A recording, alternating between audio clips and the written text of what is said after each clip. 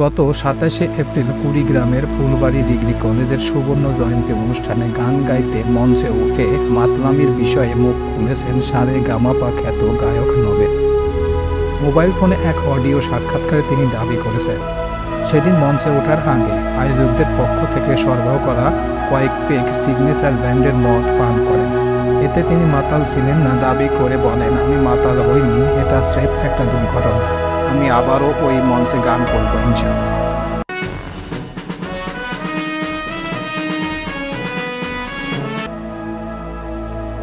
মঞ্চে সেই মাতলামির ঘটনায় যা বললেন নবেল। একজন সংবাদকর্মীর সঙ্গে তার এই কথোপকথনের একটি অডিও এখন ছড়িয়ে পড়েছে সোশ্যাল মিডিয়ায়।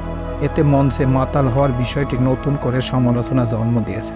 তার মদ পানের স্বীকারোক্তি ও আয়োজকদের মদ সরবরাহ নিয়ে দুই পক্ষকেই ধুয়ে দিয়েছেন নেটিজেনরা। অডিওতে নবেলকে বলতে শোনা যায়, আমি ২-৩টা ক্লাবের সদস্য, আমার মদ পানের লিগ্যাল লাইসেন্স রয়েছে। সেদিনের ঘটনায় বলেন, সেদিন অনেকটা পথ জার্নি করে গিয়ে ডিহাইড্রেট হয়ে গিয়েছিলাম। এমনটা না যে সেদিন আমি মাতাল ছিলাম, কোনোভাবেই একটা দুর্ঘটনা ঘটে গেছে, আমি রিকভার করে উঠতে পারিনি। ফলে আমার বডি ল্যাঙ্গুয়েজ বা কথায় সেখানকার আমার হাজার হাজার শ্রোতা কষ্ট পেয়েছেন। আমি সবার কাছে ক্ষমা প্রার্থী। কথায় এক পর্যায়ে তিনি আরও বলেন, তাদের থেকে আমি ৫০ গুণ বেশি কষ্ট পেয়েছি। মদ পানের কথা স্বীকার করে তিনি বলেন, আয়োজকদের পক্ষ থেকে সরবরাহ করা হয়েছিল মদ।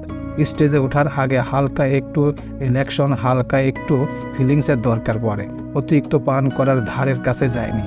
হেসে দিয়ে বলেন, এক বোতল সিগনেচার ধরেন যে ব্যান্ডের মেম্বাররা সবাই মিলে খায়, সেখানকার ২-১ পেগের বেশি পাওয়া যায় না। আসলে সিচুয়েশনটা অতটা খারাপ যায়নি, যতটা মানুষ তুলে ধরেছে শুধু একটা বোতল ছুঁড়ে মেরেছিল, এতটাই আমি বলতে পারবো। এমনটা না যে আমি আউট অফ সেন্স ছিলাম। নবেল জানান, এই ব্যাপারে তিনি অত্যন্ত অনুতপ্ত এবং দুঃখিত। হাঁটু গেড়ে হাত জোর করে সবার কাছে ক্ষমা চাচ্ছি। এরকম ঘটনা আর ঘটবে না। ওই মঞ্চে আবার অনুষ্ঠান আয়োজনের কথা চলছে জানিয়ে বলেন, ওই মঞ্চে আমি আবার গান গাইব। এদিকে অনুষ্ঠানের আয়োজকরা বলছে ভিন্ন কথা। সেদিন নবেল মদ পান করে স্টেজে উঠেছেন, এটা স্বীকার করলো তাদের পক্ষ থেকে মদ সরবরাহের কথা অস্বীকার করেছেন তারা। আয়োজক কমিটির সদস্য সচিব ফুলবাড়ী জসিম মিয়া মডেল সরকারি উচ্চ বিদ্যালয়ের প্রধান শিক্ষক আবেদ আলী বলেন, আয়োজকদের পক্ষ থেকে নবেলকে মদ সরবরাহের প্রশ্নই আসে না। কোথায় কিভাবে নবেল মদ পেয়েছে, কোথায় পান করছে তা আমার জানা নেই। কুড়িগ্রাম ফুলবাড়ী ডিগ্রি কলেজের ৫০ বছর পূর্তি ২ দিন ব্যাপী অনুষ্ঠানের প্রথম দিন র্যালি আলোচনা সভা হয়। ওই অনুষ্ঠানে শিক্ষামন্ত্রী ডক্টর দীপুমণি আসার কথা থাকলেও তিনি অসুস্থ থাকায় আসতে পারেননি। ওই অনুষ্ঠানে প্রাথমিক ও গণশিক্ষা প্রতিমন্ত্রী মোহাম্মদ জাকির হোসেন, সংসদ সদস্য পনির উদ্দিন আহমেদ সহ অনেকেই উপস্থিত ছিলেন। ওই মাঠের সাংস্কৃতিক অনুষ্ঠানে গান গাওয়ার জন্য আমন্ত্রিত ছিলেন কণ্ঠশিল্পী নবেল। সন্ধ্যায় অনুষ্ঠান গান গাইতে মঞ্চে উঠে মাতলামি শুরু করেন তিনি। ভাঙা কণ্ঠে একটি গান করেন, পরে মঞ্চে মাইক্রোফোনের স্ট্যান্ড ভেঙে ফেলে এবং মাতলামি করলে তাকে উদ্দেশ্য করে প্রথমে পানির বোতল, পরে জুতা নিক্ষেপ করেন দর্শকরা। অনুষ্ঠানটি অনেকে সামাজিক যোগাযোগ মাধ্যমে লাইভ করেছিলেন। এসব ভিডিও পোস্ট করা হয় সেখানে। বিষয়টি প্রায় সংবাদ মাধ্যমে আসে। এই ঘটনায় সমালোচনার ঝড় উঠে ওই মঞ্চের পরের দিন কণ্ঠশিল্পী মনির খান সহ আরও অনেক শিল্পী গান পরিবেশন করেন।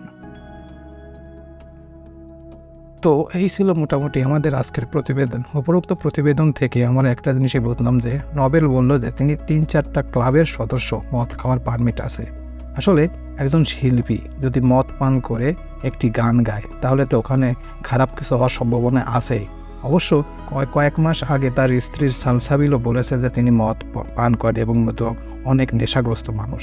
এই কারণে তার মাকেও তিনি মেরেছেন এবং বাবাকেও তিনি মেরেছেন। এছাড়া তার সাথেও অনেক খারাপ ব্যবহার করেছেন। এগুলো সোশ্যাল মিডিয়ায় অনেকবার ভাইরাল হয়েছে। আর এই কারণে তার স্ত্রী এখন বর্তমানে তাকে ডিভোর্স দিয়েছেন, শুধুমাত্র এই মাতলামি করার কারণে। আসলে নবেলের যে পাওয়ার ছিল, নবেলের যে খ্যাতি ছিল, সেইটা এখন বর্তমানে ধ্বংস করে ফেলেছেন। এক কথা, আসলে অহংকার পতনের মূল, তার বাস্তব প্রমাণ নবেল নিজেই। প্রিয় ভিউয়ার্স, আমার এই তথ্য এবং ভিডিওটি যদি আপনাদের কাছে একটুখানি ভালো লেগে থাকে তাহলে অবশ্যই লাইক, কমেন্ট, শেয়ার করবেন এই ভিডিওটি। আর যারা এখন পর্যন্ত আমার এই চ্যানেলটি সাবস্ক্রাইব করেন নাই তারা দ্রুত আমার এই চ্যানেলটি সাবস্ক্রাইব করে রাখবেন। তো আজকে এই পর্যন্তই। সবাইকে ধন্যবাদ জানিয়ে এখানে শেষ করছি। আল্লাহ হাফেজ।